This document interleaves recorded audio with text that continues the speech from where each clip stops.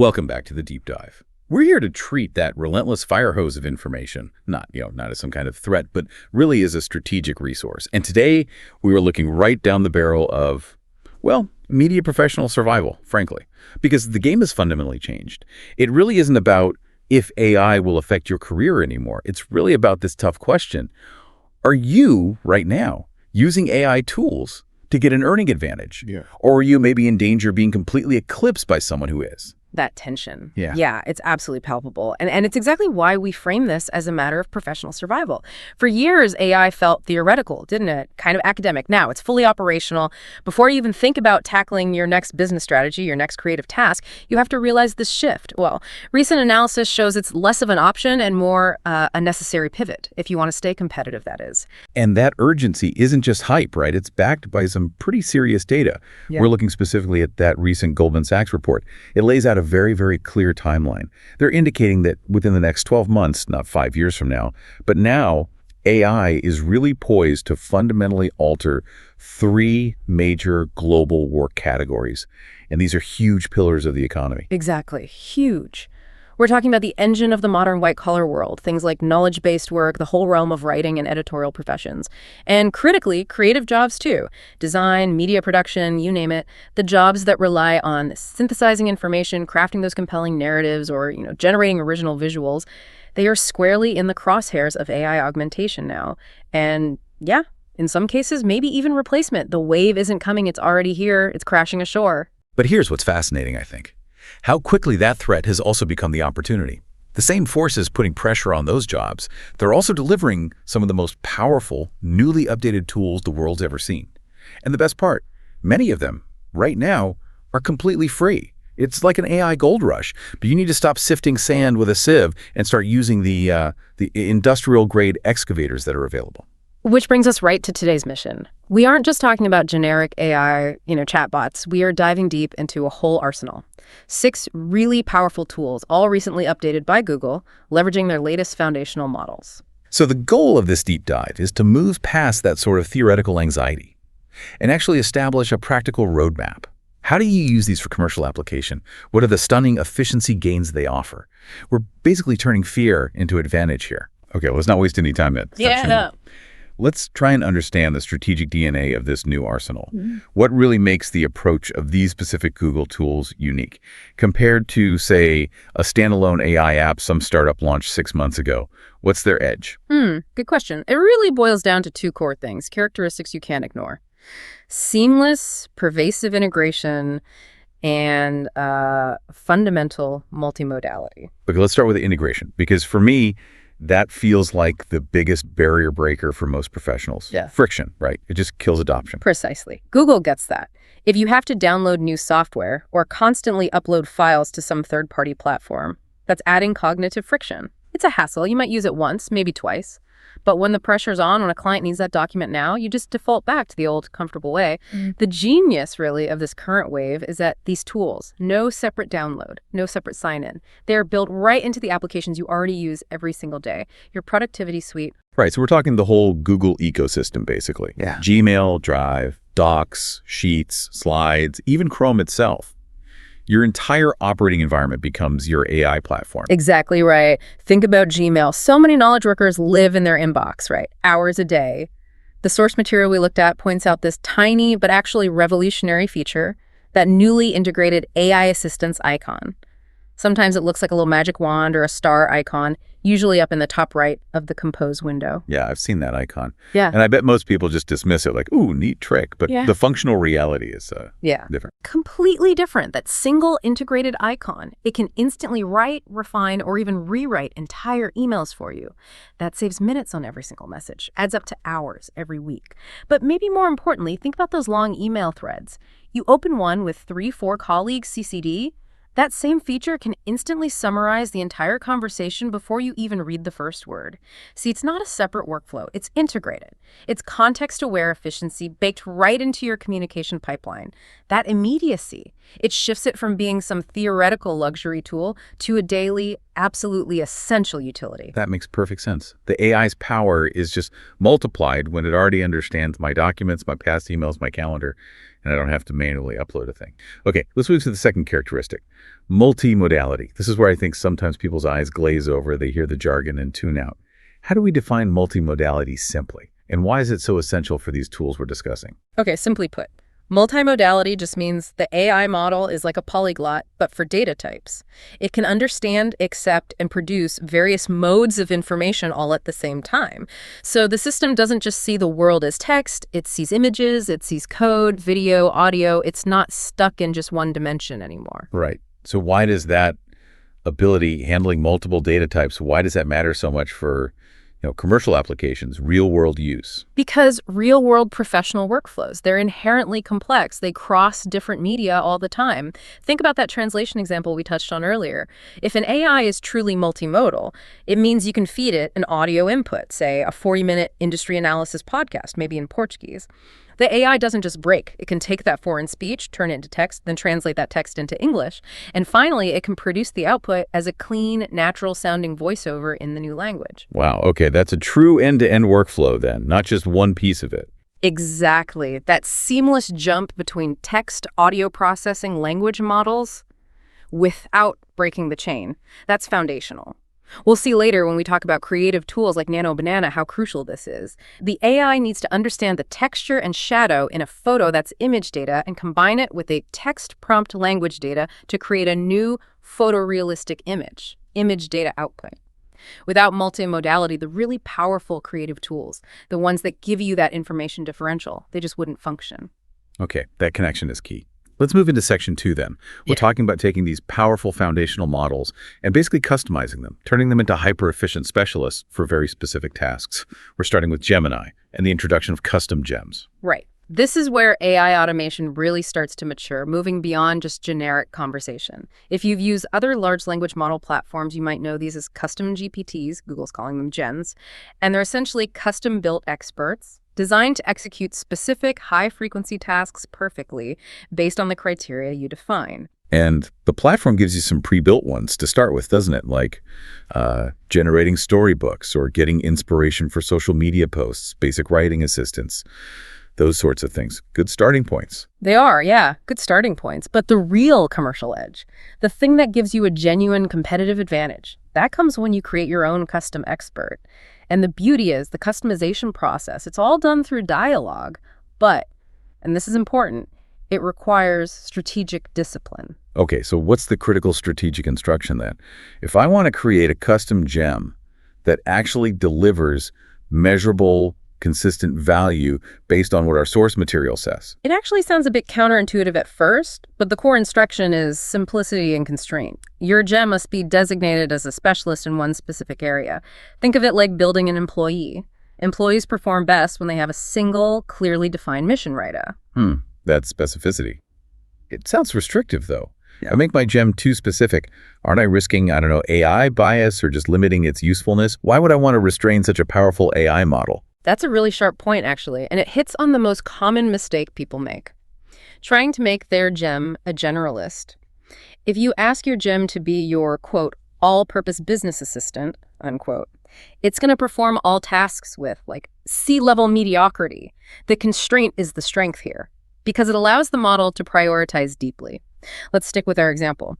If you're building a meeting preparation assistant, your core instruction has to be that gem's sole focus, synthesizing pre-read materials, and drafting actionable agendas, period. So if I then ask that same meeting preparation assistant to draft a client email about something totally different, the gem's performance is just going to tank. Absolutely. The model gets confused. It loses track of its identity, its mandated tone, the context you gave it. You actually have to actively caution the gem against performing unrelated tasks like email drafting or data analysis. Otherwise, all that specificity you painstakingly build just gets diluted. It becomes useless. Okay, makes sense. Let's talk about the fuel for this specialist then.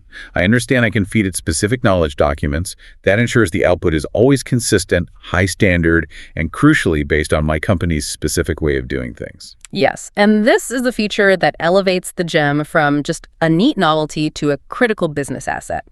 This is the difference between getting a generic answer pulled from the public internet versus a high-quality, branded, or context-specific answer. So for your meeting preparation assistant, you would provide things like 1, examples of successful meeting summaries you've done before, the desired format. 2, maybe internal company strategy docs defining your objectives for the next quarter. And 3, perhaps a style guide outlining the required tone, professional, proactive, outcome-oriented, whatever it is. The gem then remembers these instructions and that knowledge context every single time it generates an output. It ensures consistent, high-standard responses based only on the background you provided. It becomes like a hyper-efficient in-house expert. Right. So we've got the strategic instruction, specificity. What about the application strategy? When should a professional actually invest the time and, the mental effort to build a custom gem? The rule of thumb is really frequency and friction. You should only use gems for high-frequency, repetitive, time-consuming tasks, things that happen at least weekly. This isn't for tasks you do once a year, right? But if you, or maybe your whole team, spend an hour every single Monday morning drafting a specific type of client progress report, or doing a specific kind of competitive analysis, a properly trained gem could potentially cut that down to 5 minutes, that recurring time saving. That's the massive efficiency payoff. It's about automating those predictable drains on your energy and capital. That's a very practical filter. Okay, moving on from these sort of efficiency hacks, let's look at a tool designed to conquer the pain of entering a completely unfamiliar field, NotebookLM. Ah, yes. The agony of the deep dive research project. We've all been there, haven't we? You get assigned a project on some niche field you know absolutely nothing about. You end up opening dozens of irrelevant browser tabs, wading through dense technical jargon, trying to manually filter out what's actually valuable. It's painful. NotebookLM aims to solve that immediate pain point. So what's its basic function before we get into the new upgrade? Fundamentally, it acts as a knowledge accelerator. You give it your key research terms. NotebookLM then scans a huge number of online resources. The source suggested hundreds of pieces of content, could be academic papers, industry reports, even specific videos, and it instantly brings back the 10 most relevant results. Crucially, each of those results comes with a detailed, pretty high-quality summary, and importantly, direct source citations. Okay, that's useful by itself, but the source material points to a really powerful recent upgrade, one that shifts the game from just being a simple research assistant to becoming more like a personalized strategic partner. That's the configure chat feature, right? Exactly. This is where we unlock what you could call personalized knowledge curation. Before, NotebookLM just offered you information. Now you can customize the way that information is searched, prioritized, and synthesized specifically for your strategic need. You get really granular control over the output strategy. So I can actually tell the AI how to think about the research, change its entire perspective. Precisely. Through Configure Chat, you define the AI's response style and its role. You can set its persona, force it to act like, say, an investor looking for ROI, or a spiritual historian, or an AI ethics expert, maybe a competitive market analyst, whatever you need. For instance, if you're researching the history of cryptocurrency, asking the AI to adopt the persona of a skeptical macroeconomist, that's going to give you entirely different, more critically synthesized information than if you ask it to be like an optimistic blockchain developer. And the real listener insight here, I think, is that I can also define my own context. Tell the AI exactly what I plan to do with the information it finds. That's the strategic key, absolutely. You specify your positioning. For example, say you're a content creator starting a YouTube channel on sustainable investment. You feed NotebookLM that context. I need content synthesized for short-form video scripts. Emphasize controversy and rapid engagement. Target audience is millennials. Wow. So instead of just giving me a generic report, it synthesizes the data specifically to answer the question, what's the 3-minute viral video version of this dense industry report? Precisely. It knows you aren't just reading for pleasure. You're reading to build a content strategy with a defined format, a specific tone, and a clear audience goal.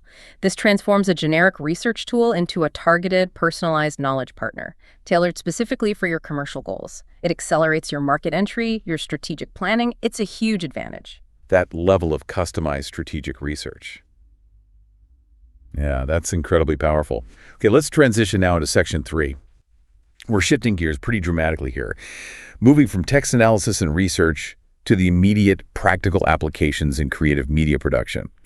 This is where AI really starts breaking down some major creative and linguistic barriers.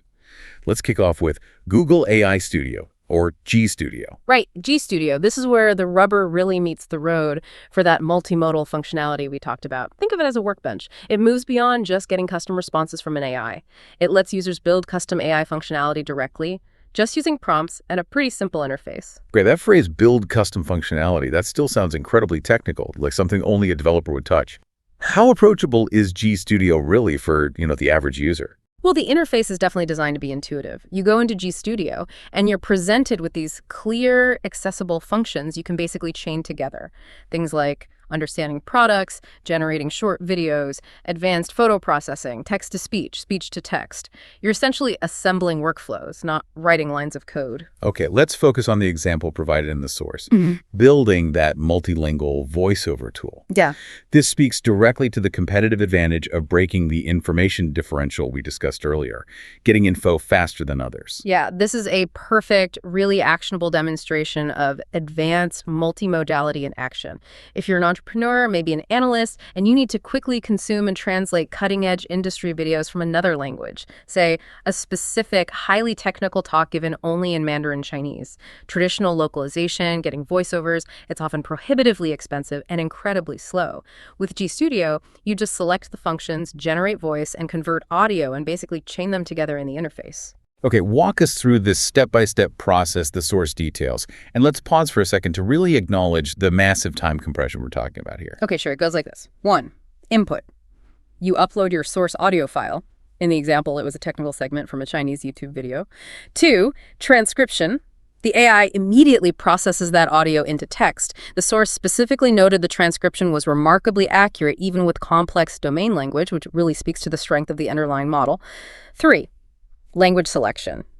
The user just picks their target language from a drop-down menu, and it offers a staggering array over 50 languages. Let's say you pick English. 4. Conversion and synthesis. The system takes the foreign text, converts it, optimizes it for a natural speed rhythm in English, and then generates a full English voiceover using a very natural-sounding synthetic voice. And the time noted for this entire end-to-end localization process, from Chinese audio to English voiceover? About 5 minutes for a standard-length video. 5 minutes to fully localize a complex technical video. The commercial implication there, that's explosive. Let's just sit with that for a moment. 5 minutes. This single capability just shatters information barriers. It creates a massive potential market dislocation. If you rely on external translation services now, that's potentially days of waiting, thousands of dollars, just gone. An entrepreneur can now rapidly take a foreign language video about some cutting-edge trend, maybe a new manufacturing technique only being discussed in Korean industry journals, and have it in their native language ready to analyze almost instantly. And that speed translates directly into competitive advantage. You master new technologies, new market strategies, global trends, just faster than competitors who are stuck waiting for official translations or paying through the nose for costly localization. You're simply operating with superior, immediate information. G Studio is clearly a must-learn tool for anyone tracking global markets or looking to expand their content reach internationally. Okay, let's pivot now to Google Labs. The source positions Labs as the place for experimental, public-facing AI features, sort of like their R&D showcase. And here we find something called Mixpart. Yeah, Labs is where you get a sneak peek at the future, especially in visual creation. Mixpart is described as a powerhouse for creative brainstorming, for planning, and crucially, for combining complex visual elements together. Think of it like having a dedicated creative co-pilot who never gets tired and never sends you an invoice for consulting fees. Okay, let's use the creative planning example from the source. Redesigning a product, specifically a pair of jeans. How does Mixpart speed this process up? Well, the traditional design process involves mood boards, sketches, mock-ups. It takes time. Mixpart collapses that. You input a high-level creative request, something like, show me innovative floral patterns suitable for denim embroidery. Mixpart instantly generates a whole variety of visual ideas based on just that prompt. Then you upload your product image, the photo of the plain jeans, and you instruct the AI.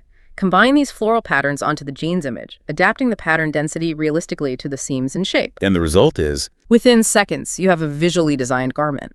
The critical element here isn't just the output, it's the speed of iteration.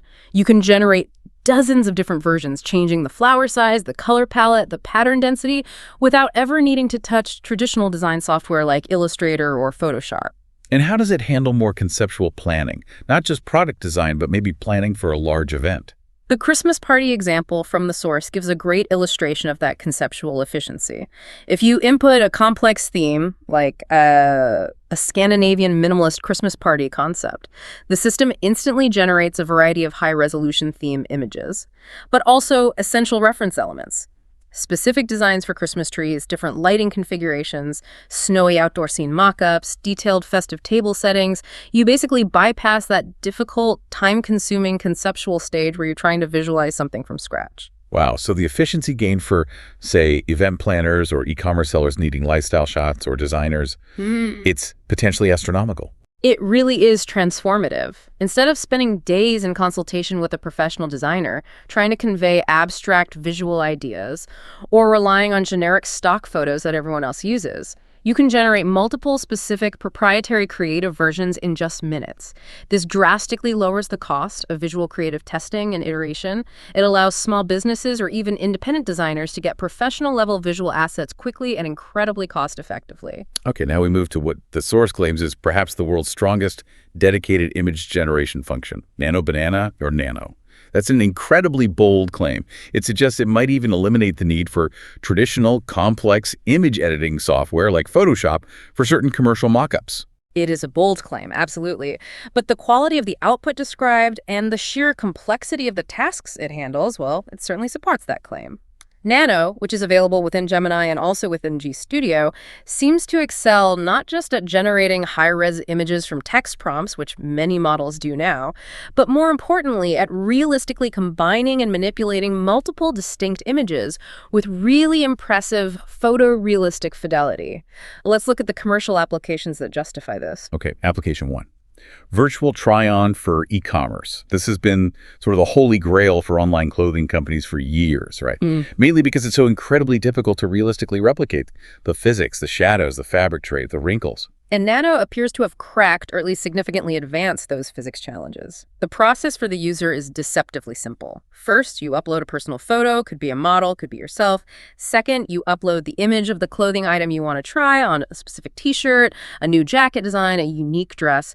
Then you just prompt the AI to integrate that clothing onto the person in the photo. And what makes this supposedly superior to older, clunkier virtual try-on attempts? The source really emphasizes that the AI realistically and perfectly replaces the existing clothing. It adapts to the person's posture, the lighting in the original photo, and, critically, the complex texture and drape of the new garment. It doesn't just crudely superimpose the image like a sticker. It seems to understand how the fabric should crease around an elbow or hang from a shoulder. And this extends beyond just clothing, offering wider applications for online retailers. Absolutely. The source mentions it also works flawlessly for accessories. Things like complex leather bags, hats, even shoes. The business impact here is potentially revolutionary. E-commerce platforms can now create customized AI virtual models on the fly, instantly changing their posture, the clothing they wear, the background, the environment, all without the immense cost of hiring models, booking photo shoots, paying for locations, or engaging in extensive, highly paid post-production editing. It's efficient, it's cost-saving, and it's immediately scalable across potentially thousands of product lines. Okay, let's cover application 2, creating complex, realistic advertising mockups. This feels essential for businesses looking to test placement concepts before committing, massive advertising budgets. Yeah, this capability is critical for drastically lowering the cost and risk of creative testing. The process, again, starts simply. You upload a professional product image, let's say a pair of sleek wireless headphones. Then you prompt the AI to place that product into a complex, realistic environment, one that would be nearly impossible or at least hugely expensive to photograph naturally. Give us a specific demanding example prompt that would really test it. Okay, a really good demanding prompt might be, place these black wireless headphones realistically onto a brightly lit billboard at a busy downtown train station during evening rush hour. Make sure there are realistic surrounding pedestrians and show the city lights reflecting convincingly off the billboard material. Wow, okay, that is a technically demanding request. Lots of variables. And the result, according to the source. Apparently, a stunningly photorealistic visual, one that captures all that requested complexity, including subtle lighting shifts, environmental reflections, the sense of motion from pedestrians. The immense value output here is that businesses can pre-visualize their ad effectiveness. They can see how it looks aesthetically in situ before committing to that expensive real-world billboard placement or before rolling out a mass creative campaign. It means you could potentially test 50 different placement ideas in just a few hours, reducing both the financial risk and the time involved in preliminary ad testing from weeks down to potentially minutes. Incredible. Okay, we've covered tools that accelerate customized research, automate repetitive tasks, revolutionize creative output across images and voice. Now, we move to what feels like the most advanced concept in this Google arsenal, and maybe the most impactful for non-coders. Dialogue-driven workflow automation. We're talking about Opal. Yes, and let's just quickly resolve the naming. This advanced tool, which seems to have operated under a few different names in testing, is functionally being streamlined and branded now as Opal. And Opal is, well, it's truly next level because it's essentially the democratization of app development. This tool allows users, regular users, not programmers, to build complete functional AI mini applications and even complex end-to-end workflows simply through dialogue, without writing a single line of code. Okay, what gives Opal its unique power and scalability within the Google ecosystem? What makes it more than just a really smart chatbot? It's the deep integration and its access to Google's own proprietary models. Opal integrates seamlessly, really deeply, with all those Google services we use daily: YouTube, Sheets, Slides, Gmail, and so on. But crucially, it also leverages Google-specific, powerful generative models under the hood. Things like Imagine for those hyper-realistic visuals we just discussed, and other specialized VO models for things like scripting complex logic or sequences.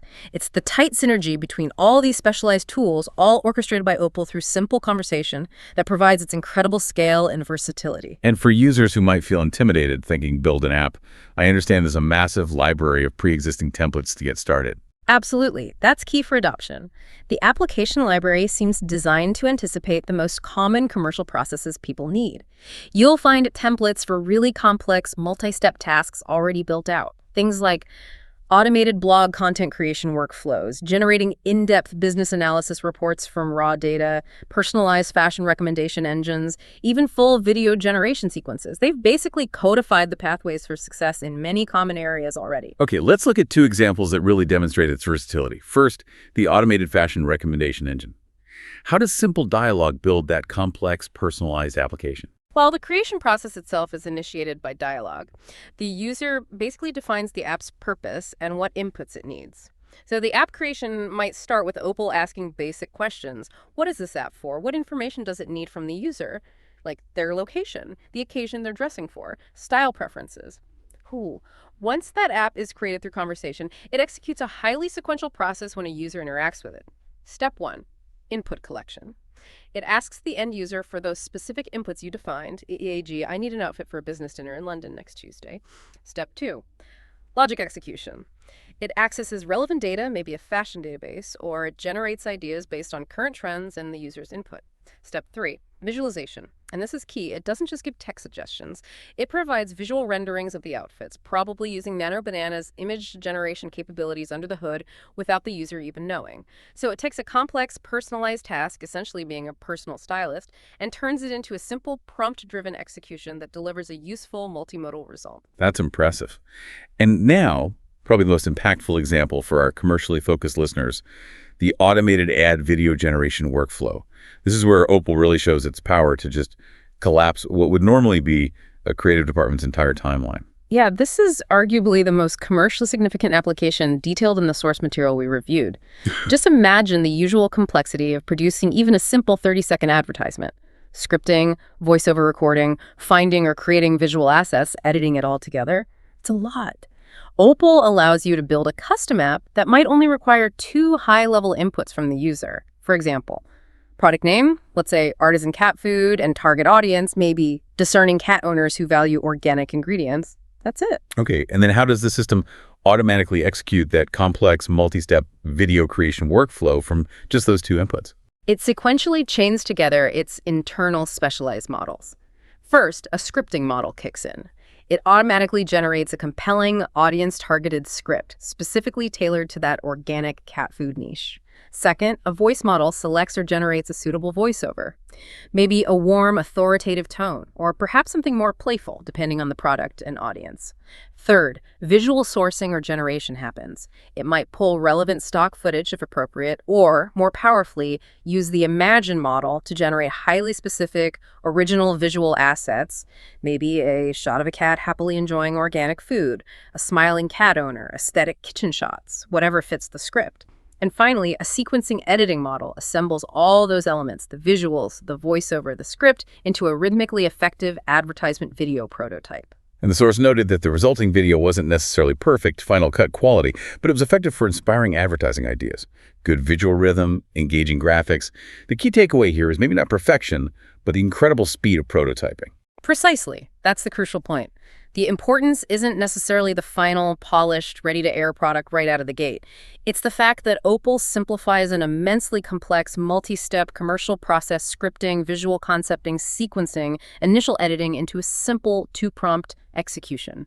It provides rapid, high-quality inspiration and working prototypes far, far faster than human teams could typically manage.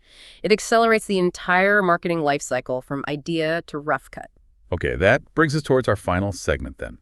We really need to synthesize the true purpose behind these 6 powerful tools: Gemini Gems, NotebookLM customization, AI Studio, Mixbar Labs, Nano Banana, and Opal, and discuss the necessary strategic shift, the mindset change, required to truly capitalize on them. Right. If there's one single, most critical piece of wisdom we can extract from this entire deep dive, it's this. If you are viewing AI primarily as a defensive shield, a tool to just protect your current job, tread water you have, unfortunately, already lost. AI must be viewed, and more importantly, utilized as an offensive weapon. Okay, explain that fundamental distinction.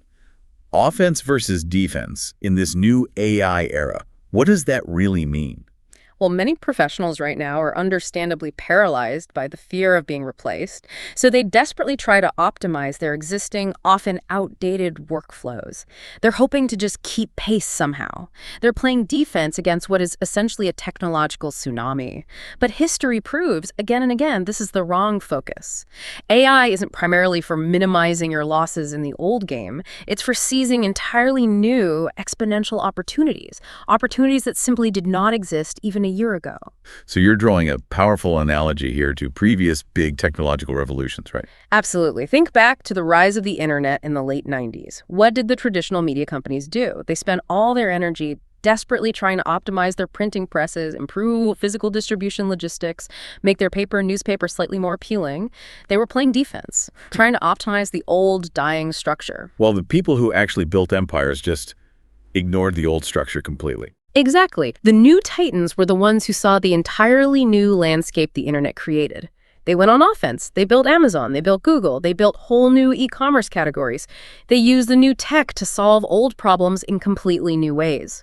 Or look at the more recent explosion of self-media social platforms. Traditional advertising agencies tried to optimize their expensive TV commercials and print ads.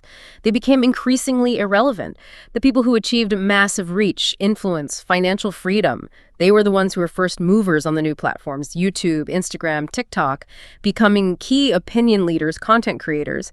They ignored the old advertising battlefield entirely and built new empires. Okay, so the core message for our listener is, stop worrying so much about being replaced in your old job by these tools. Instead, focus aggressively on how you can build your new business or your new indispensable role using these tools. Precisely. The real value of learning about Opal and Nano Banana isn't just to make your current PowerPoint presentation maybe 10% faster. That's defensive thinking. The real exponential value lies in actively finding specific, costly, friction-filled pain points in your current work, maybe in your personal life or in your surrounding industry, that these powerful, often free AI tools can solve exponentially better, faster, cheaper. Okay, let's try and model that offense explicitly for the listener. How might someone combine these tools strategically, offensively? Okay, great question. If you want to go on offense, say, to undercut a traditional design agency or maybe a slow, expensive localization firm, you don't just use one tool in isolation. You'd strategically chain them. Maybe use Mixbar first for rapid, iterative conceptualization of client themes and visual ideas. Then use Nano Banana to immediately create stunning, photorealistic advertising mock-ups to help secure the sale up front. And finally, maybe use GStudio to instantly localize any internal instructional videos or client communications needed for the production team into multiple languages. You've potentially collapsed what was a 3-week, maybe $20,000 workflow into a 3-day, essentially zero-cost operation using these integrated tools. That is playing offense. And given the pace we're seeing, the speed of development, it necessitates a final word on continuous learning, doesn't it? Oh, absolutely. Continuous learning isn't just some corporate buzzword in the AI space. It is the absolute strategic cornerstone of staying ahead. It's non-negotiable. The specific capabilities we just spent this whole time detailing the exact features of Nano Banana today, the current templates available in Opal, they will likely evolve significantly, or maybe even be superseded by something stronger in the next 6 to 12 weeks. Not years, weeks. You have to maintain constant attention. You need continuous experimentation, playing with these tools yourself. And maybe harness of all, the continuous willingness to unlearn yesterday's best practice to make sure you stay ahead of the curve. Those who fall behind in this era will do so incredibly rapidly, not gradually.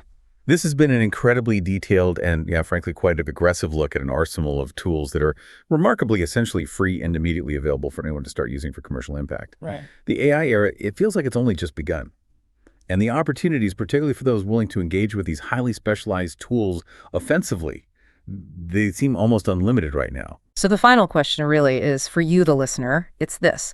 With this powerful arsenal of cost-free, integrated tools now clearly laid out and at your disposal, how will you strategically apply them? Not defensively, just trying to hold on to the past, but aggressively, offensively to build your unique, entirely new competitive advantage starting today. That's a powerful thought to end on indeed. Thank you for joining us for this deep dive.